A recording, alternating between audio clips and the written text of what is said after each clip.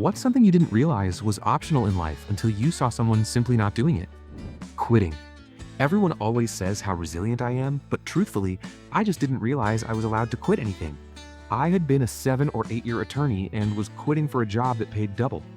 The firm I was at wasn't bad, just a lot of broken promises. On my way out, I told the guy who had been an attorney for 1 year, don't stick around just because. Don't be loyal to them because they won't be loyal to you. If you find something that works better for you, just leave. He looked at me like I was insane. But the firm collapsed a year later, and I hope he remembered what I had said and took that to heart for the rest of his career. Finishing every book you start. Dropping a book you're not enjoying is elite adulthood. The same goes for TV series, movies, video games, etc. If you're not enjoying it or you've had enough, you can just stop. I was killing myself at my first job. Working late, answering emails at 10 p.m., going the extra mile. I thought that's what good employees did. Then I saw a senior guy on my team. Super respected, brilliant at his job. Log off at 4:59 p.m. Every single day. I once saw a manager try to give him weekend work, and he just looked at him blankly and said, "No, I won't be doing that. See you Monday." My jaw hit the floor. The world didn't end. He wasn't fired. He just had boundaries. It changed my life. As much as corporates like all the happy family bullshit and all that, at the end of the day, there is a contract of employment between me and the company. I trade X amount of hours for Y amount of pay. I am not a registered charity. I don't give extra hours away for free. Those are literally your family and your own private hours. The company isn't going to even remember you 6 months after you've left. But your family will remember you donating those hours to some faceless corporate behemoth for the rest of their lives. Don't do it. I heard a boss the other week equate people not working hard with them leaving at 5 p.m., and it really changed how I view them as a leader. I told one boss, "I give you 5 days out of 7. The weekend is mine. I have a wife, a dog, and a motorcycle that I like a lot more than I like you." The other boss just looked at him and said, "He makes a good point." Using the fancy cups, plates, etc. Mom was flabbergasted when I made her a cup of tea using the china from her display cabinet.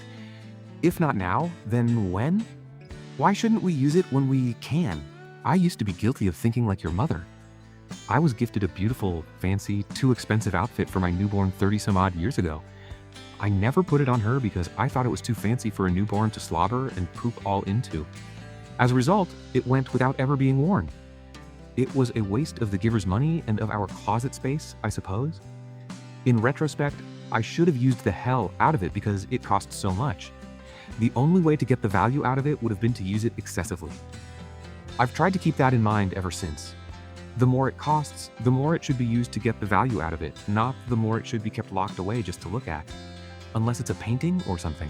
When we had our first kid, I was all about getting expensive stuff for the quality, as I only wanted them to have the best. Then I saw how much they piss and shit over everything, and then how quickly they grow, and I realized I was a fucking madman. Next time we went shopping for clothes for them, about a month later, it was charity shops Goodwill, Asda Walmart equivalent in the UK, hand-me-downs from friends and family. Basically, anything cheap that fit. When we had our second kid, we were on holiday in the States while my wife was 6 months pregnant, and we filled a suitcase with so much cheap Walmart stuff for all different sizes of baby clothes, from birth through to 18 months. Probably only spent a couple of $100, but it was amazing value in the end. Spend proper money on car seats and all that sort of stuff. Stuff that will keep them safe. Who the fuck cares if your onesie is worth $1 or $100? They're still gonna vomit all over it. A friend once said something like, "Please don't take this personally, or the wrong way, but I'm just really not up for talking right now," and I was so thankful. It saves my ass from overextending myself socially all the time. That you don't actually have to have an opinion on everything. Watching someone say, "I don't know enough about that to comment," made me realize silence is an option too. If more people did this, the world would be a better place. I wish more people could admit ignorance, and I wish more people could ask questions in good faith when they experience ignorance. The internet has pretty well destroyed our ability to just ask an expert. We all think we have done our own research. I'm just as guilty as anybody of it, but I still hate it. A person was talking stupidly, and the person didn't argue, but just got up and walked away without saying a word. As someone who works with the public, I learned to not argue with stupid. I frequently say, "Interesting, I didn't know that." When people tell me with absolute certainty a fact I'm 90% sure is wrong. My brother would do this, and we always thought what a badass he was. 3 years ago, he got diagnosed with autism, and we just realized he lost interest in someone and straight up just left the area. Your mileage may vary on this one, but sitting through meetings you don't need to be in. When I was an intern, I mentioned to my boss that a certain team's meetings were brutally long and tended to get way more in the weeds than they should. He told me, "Then just leave," and it absolutely blew my mind.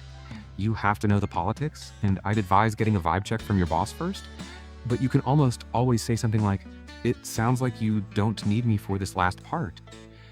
Is it okay if I go get a head start on this project? Or I have something pretty time sensitive to get to? Are there any things left you need my input on?" And then I just leave. I say it cheerfully.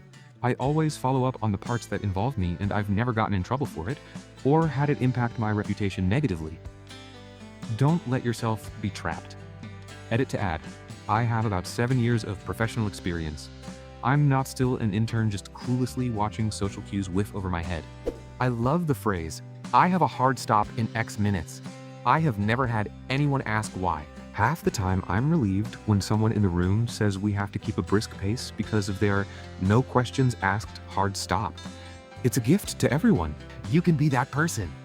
Pro tip, no one knows if you have a hard stop or not, so you can just say it. Works wonders. Caveat, mostly only works if you work remote. If you then go sit back at your desk across from those same people and do nothing, it's slightly less effective. Saying thank you for the invitation, but we won't be able to make it to a social invite without providing a detailed explanation about why you can't attend.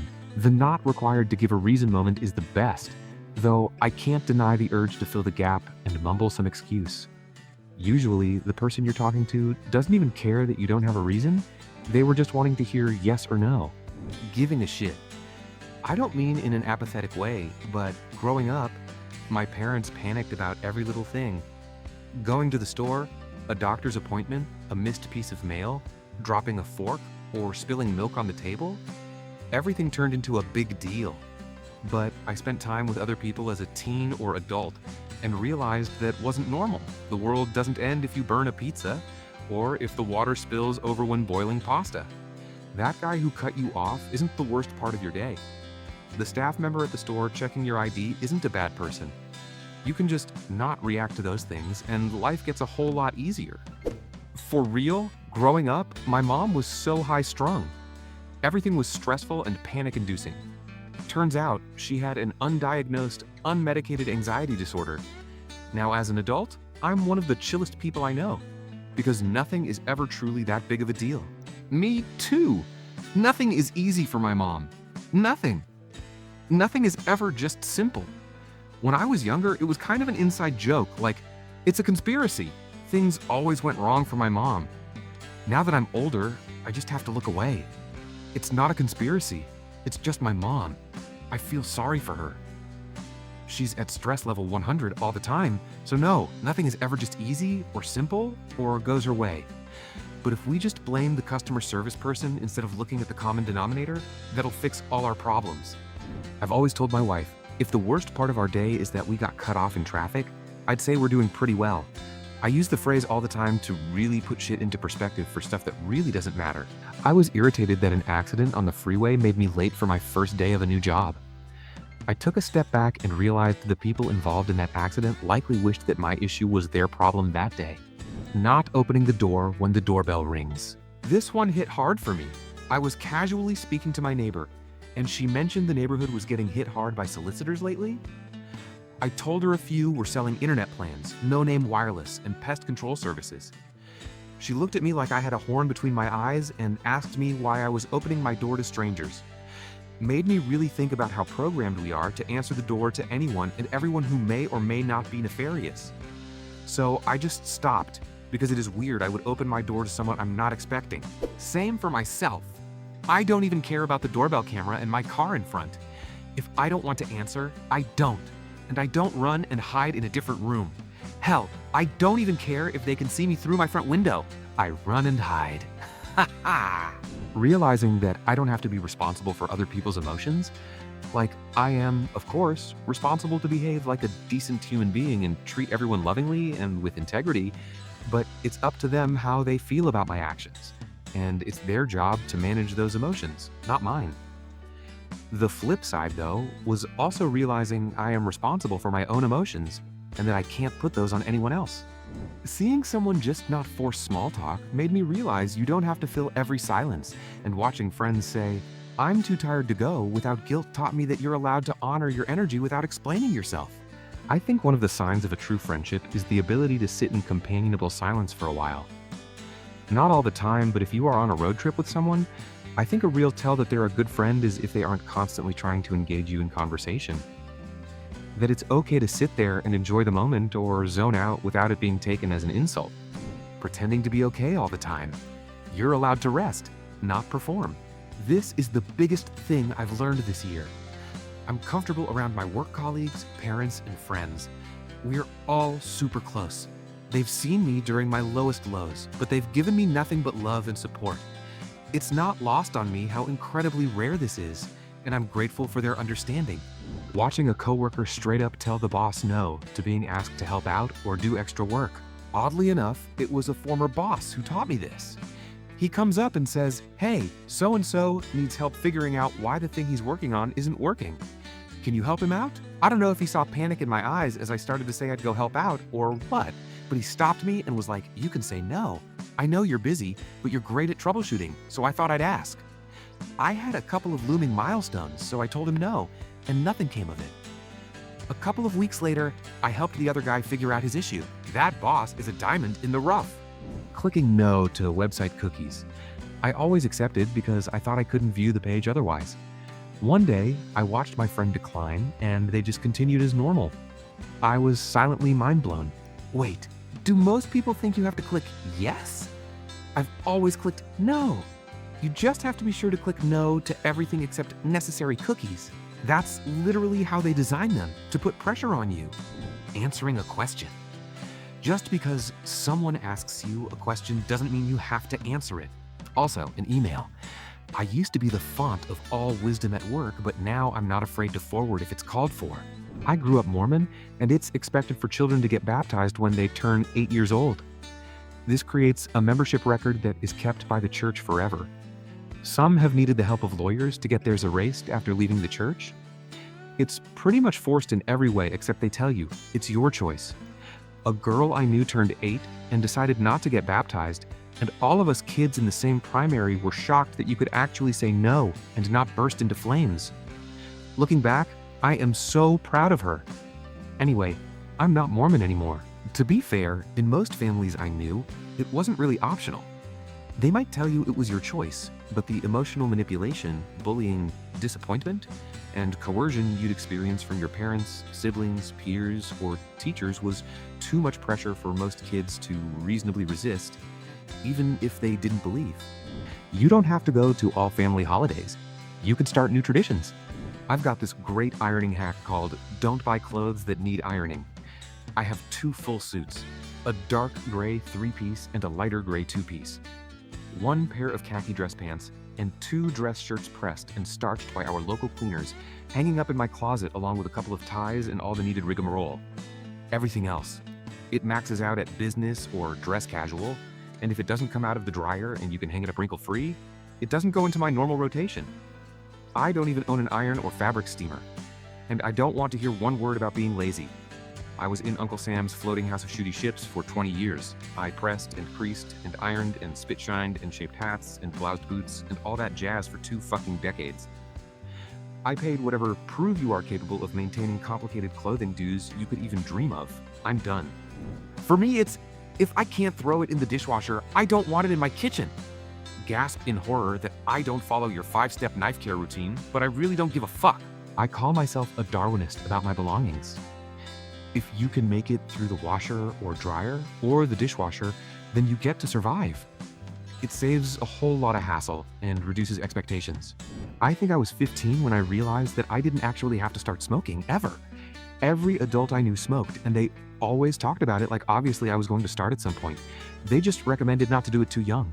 I am thankful for the Healthy Herald bus that came to our school and said that you were just allowed to not drink and smoke. As a kid, it was so normalized I just thought everyone did it, and it wasn't a choice. I wasn't the smartest kid and very disadvantaged, so I was very lucky we had that bus as a resource. It probably helped shape my life.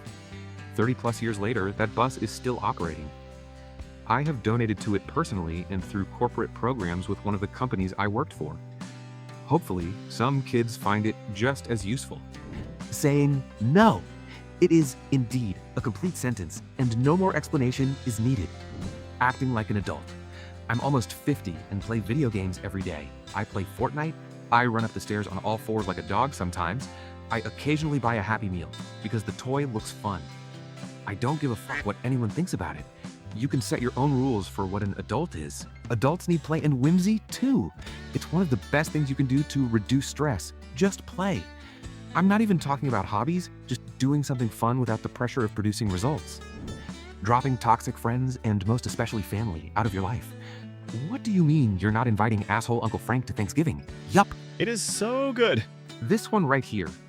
You don't talk to your mom. I explain that she's toxic and abusive, but she's still your mom. You're right, Cindy. I'm glad you agree that it's awful someone would treat their child the way she treats me.